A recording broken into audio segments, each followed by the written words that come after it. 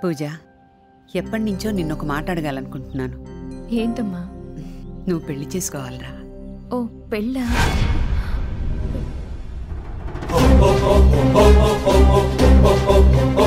కన్నవాళ్ళకి వాళ్ళ పిల్లల పెళ్లిళ్ళు చేయడం బాధ్యత. అలా పెళ్లి చేయడంలో ఉన్న తృప్తి, ఆనందం ఇంకెక్కడా దొరకదమ్మా. అది కాదమ్మా. పూజ, నిన్న కొత్తగా కూడా జాయిన్ అయ్యింది కదా అని పిలుచుకరా పో. ఓకే అన్న.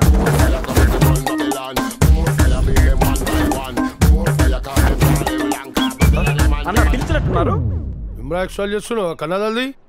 ఏం పేరు అనేది? Sun king son of moon father. అదేం పేరా? మీ గిలకలకు అర్థం కాదు కానీ Suryaraju son of Chandrayya. It's me. మరియు Simhachalam. Oh lion hill.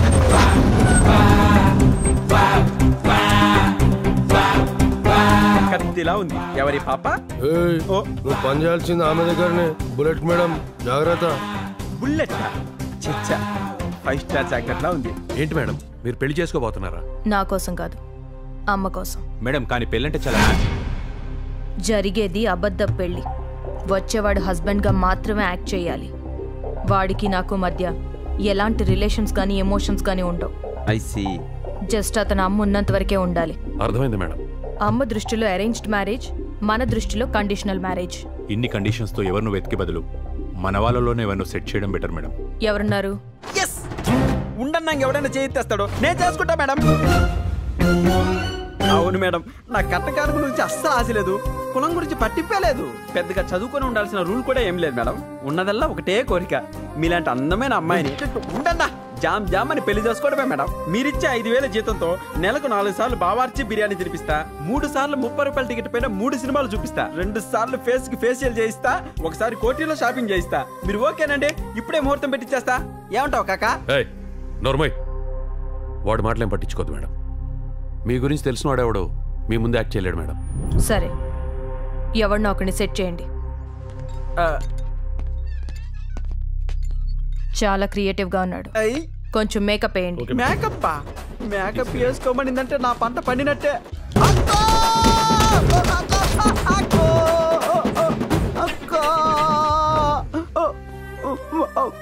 Field కొత్తను కూడా చూడకుండా గ్యాప్ లేకుండా ఇంత మేకప్ వేసారేంట్రా? నాన్నా, నిర్మా బాబా అనుకున్నా, ఉతికి ఆరేసింది. అమ్మా, మటన్లు చేయడం మన వల్ల అవుతుంది కానీ మ్యారేజ్ చేయడం మన వల్ల కాదు కాక. దానికి ఒకడు ఉన్నాడు. దాని ఇంటి దగ్గర డెన్ దగ్గర టైట్ సెక్యూరిటీ. జాగ్రత్తగా ఫాలో కండి. ఏమాత్రం ఛాన్స్ ఉన్నా ఇన్ఫార్మ్ చేయండి. వెళ్ళండి. ఫిష్ అన్న, ఈ నాకు డబ్బులు ఇవ్వాలి. ఈ అడ్రస్ ఎక్కడో చెప్తావా? అరే ఇది ఇంగ్లీష్ లో ఉంది కదరా భయ్. ఇంగ్లీషా ఏంటి చెప్పన్నా? నిజాం నగర్ కొన్న తేజ్ ఉంది, కోస్తే కుంభకర్ణుడు కూడా క్యాటరింగ్ అయిపోతావు. ఇంగ్లీష్ రాదు. ఇడదా యు కమ్ హియర్. ఈ అడ్రస్గా? అవునన్నా. ఇలా నేరుగా వెళ్ళు, కుడి పక్కకు తిరుగు. రోడ్డు టైట్ గా ఉంటది, అక్కడ ఒక సిగ్నల్ లైట్ ఉంటది, దాని పక్కనే తెల్ల కుక్క. అది మంచి కుక్క, కరవదు. కుక్క నుండి ఎడం పక్కెళ్ళు, ఈ అడ్రస్కి వెళ్ళిపోతావు. తెల్ల కుక్క పోయినసారి వెళ్ళినప్పుడు ఉందిలే అన్న. మరి ఇప్పుడు లేకపోతే? కుక్క లేకపోతే అది వచ్చే వరకు వెయిట్ చేస్తాలే అన్న. మేడం గారు పిలుస్తున్నారు, పదా. ఆ బడా దుబాయ్లో లేడని ఇన్ఫర్మేషన్ వచ్చింది. హైదరాబాద్ వచ్చాడేమోనని డౌట్. ఆ బీకు గండి పట్టుకుని ఎంక్వైరీ చేయండి. Okay madam. ఎస్, అన్ని పట్టుకుని ప్రమోషన్ కొట్టేయాలి. 2 రోజుల్లో డిశ్చార్జ్ అయ్యి వెళ్ళిపోతున్నాను, కానీ నిన్ను వదిలి వెళ్ళబుద్ధి కావటం లేదు. అయితే ఉండిపో. ఇన్ని రోజులున్నా దీనికి నా ఫీలింగ్స్ అర్థం కావటం లేదు. మాటల్లో పడి వేరే రూమ్ లోకి వచ్చాను భయ్య, సారీ. కరెక్ట్ గానే వచ్చావు. మీరే నా రూమ్ తప్పుగా వచ్చారా? నేను కరెక్ట్ గానే వచ్చాను. నా కోసం వచ్చారా? మీరెవరు భయ్యా? అబేవో సాలే, నిన్ను పరామర్శించడానికి పవన్ కళ్యాణ్ వస్తాడు బే. సూర్యరాజు మగజాతి ఆనిముత్యం. ఎవరి పాప? నా మగతనం గురించి నీకు ప్రత్యేక, నా మగతనం గురించి నువ్వు నీ చెత్త చైనా పోను. తార్ రోడ్డు మీద రేకు డబ్బాతో రాకినట్లు ఏంటే నువ్వు నీ నవ్వు. ఆ నవ్వుతో జనాల్ని చంపేస్తావేంటే? మగజాతి ఆనిముత్యం ముందే వికటాటాసా. గుర్తుపెట్టుకోరా, రాత్రికి వేసేద్దాం. కూల్.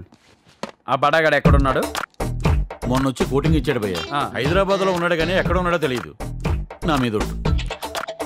సరే ఓ పని చేయి, వాడు వచ్చేంతవరకు ఇక్కడే ఉండు. వాడు వచ్చాక ఫోన్ చేసి నాకు అడ్రస్ చెప్పు.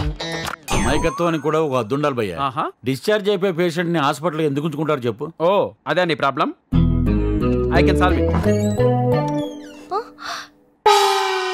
నేనేదో జోక్గా అంటే మీరంత సీరియస్ గా తీసుకోవాలా? ఎవడో ఒకడు నా మీద దండయాత్ర చేయటం